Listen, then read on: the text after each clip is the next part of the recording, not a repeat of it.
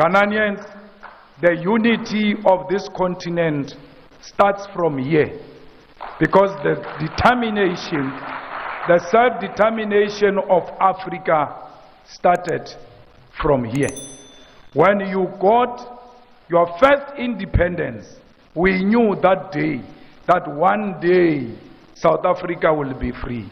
And when Frelimo won in Mozambique, we celebrated in South Africa as if that was our freedom.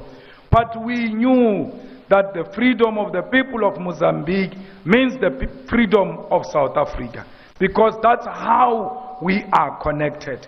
We celebrate each other's achievement. It started here in Ghana, it ended in South Africa. We always followed the leadership of the Ghanaian people. The economic freedom of Africa will start in South Africa. We want our land. We make no apology when we say we want our land. Our land was stolen, and we want it back without paying a cent. And no one must pay for a cent everywhere in Africa when they demand the expropriation of land without compensation. These people came and stole your car, and later on you discover your car. They say, it's true, it's your car, but pay us before you get this car back.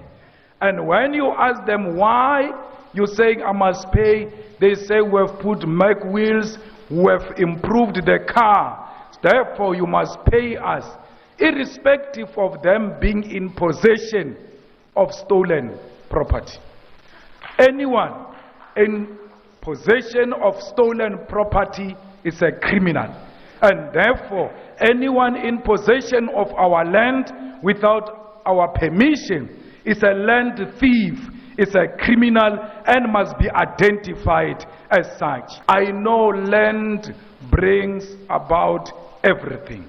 For you to have a hair salon, you need land. For you to have a small shop of IT, you need land. The beautiful beaches belongs to the land. The mineral resources, the gold, iron ore, copper, and all types of mineral resources belong to the land.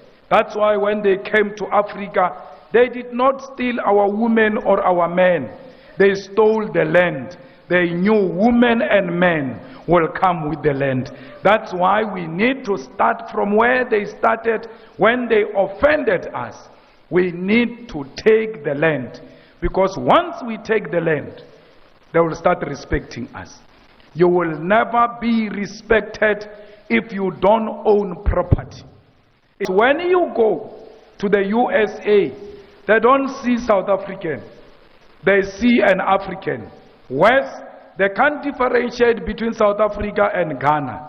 That's why all of us must reclaim the land and the mineral resources of the land and the natural resources of the land, so that when we move all over the world, when they see a black person, they should know these are the property owners of their own continent and their own land.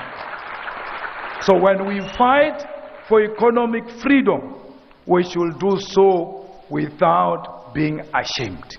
Because political freedom that Kwame Nkrumah achieved and generations after him achieved is meaningless without economic freedom. You can vote until you are purple. As long as there is no bread on the table, that vote is meaningless. You must vote when you arrive at home. You must find bread, you must find free education, you must find quality public health, you must find reliable electricity. We must make sure that we own everything that belongs to us. So Africans, I don't care how many we are, we must believe in ourselves. At least be an individually liberated African who is not scared of colonizers, who is not scared of white people, who doesn't worship the establishment, who calls a spade a spade. That is the only way Africa will be respected. This continent is one. They might think they divided it. I can guarantee you now, like we saw when Ghana got liberated in South Africa, we said one day it will happen. It came many years after, but eventually it came. The unity of this continent is going to come. And when we call on each other to come into each other's countries, we must embrace that with ease. Me being here in Ghana, I don't feel like I'm in a different country. Because in this world, there is nothing different I'm not used to in South Africa. When I look at left or right, I see my brothers and sisters. When I walk outside and drive all over, I see the poverty of Africa that I see at home. So why would I claim I'm in a different home? Because conditions are the same. So when I'm here, I'm at home. When you are in South Africa, feel at home. South Africans are peace-loving people, and I extend my invitation to all of you to come and study in South Africa, to come and work in South Africa, to come and take your holidays in South Africa, because it is your home too. The same way you welcomed us here, will welcome you in South Africa. No one can rise in Africa on the ticket of xenophobia. That is the beginning and the end of your political career. So anyone who says such politics is not worth entertaining, because they are short-lived politics and they will never be sustained, because politics are based on history, on philosophy, on ideology. Who of the ideological icons that are celebrated internationally and politically, progressively, was arisen into power on the basis of xenophobia? So that's why it's not sustainable. Speak truth to power. But please don't want to be liked. A lot of us, we suffer from wanting to be liked, especially being liked by people in power, because you seek favors. I seek no favor, for because I believe in myself. So you ought to believe in yourself.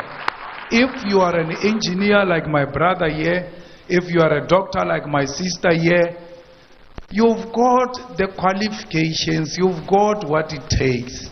You're not going to be scared of some illiterate because it comes from the bush and they say he's a soldier, a non-thinker, and you are scared that when I oppose this person, he will point a gun at me. You must tell him that put it here and shoot me and make sure I die, because I'm not scared of death. Because the day you stop telling the truth and you are pretending and you seek to be liked, you are dead. You are equal as a dead person, because you are not enjoying anything. So when I live here, I'm not worried there's someone who's going to call and say, those things you spoke about them there, pay me the money I borrowed you. I don't owe anyone anything, nothing. I don't seek favors from a white man, from colonialists, from anyone. Because you are impressing corruption. You are not impressing that person. You want to be liked by corruption. So you can't seek love from corruption. Corruption is the destroyer of future, and must be fought here in Ghana, and it must be fought in South Africa, and it must be fought all over Africa. You know, these people, when they came to enslave our people here, they were not coming to enslave people. They came to steal the minerals. They were not coming for us. Then they ended up fetching us as well to join the minerals. We were first like minerals. We were traded like minerals. When you think of undermining the democratic achievements that we've made, think of those people who were enslaved, put in boats, in their numbers chained, taken outside of our beautiful continent by force. And they could not chain you as an individual. They have to chain you 10 by 10. When the sea goes crazy and the boat can't stand the wind, they're thinking maybe it's overweight. In the middle of the sea, they take 10 of you, they push you out so that the boat can sail with the remaining slaves. When the boat continues to carry our people out of the continent, 10 of them pushed out, 20 of them pushed out, both their hands and feet chained. There is nothing so painful to die without a fight. That even when you know this shark is going to kill me, let me try, maybe I will be Moses and hold the mouth, and that time the shark is attacking you, you die with dignity because you have put some sense of fight. But our people did not have that dignity. They died chained. And we are not here to impress anyone who wants to undermine the legacy and the struggles of those people who died chained. We are not about these people who exist now. We are about President Rawlings. We are about Kwame Nkrumah. We are about all those who came before us. These ones that are still with us will be reminded of what we come from. Because they must never think they made us. They were made by those chained slaves. Every time you want to do wrong, every time you want to undermine the struggle and the unity of Africa, remember our people died chained. They could not put up a fight. We are fighting on their behalf and will never retreat until their dignity is restored. I'm a king, yes, I'm a king, I think